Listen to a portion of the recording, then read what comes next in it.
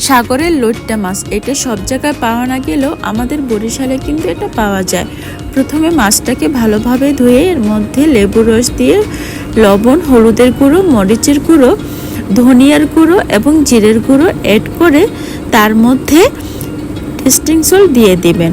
এরপরে একটা ডিম ফেটে নেবেন।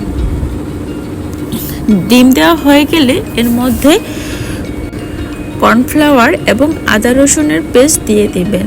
তারপরে ময়দা দিয়ে নেবেন। আপনারা চাইলে একটু চালের গুঁড়োও দিয়ে নিতে পারেন, আমি চালের গুঁড়োটা অ্যাড করে নিই।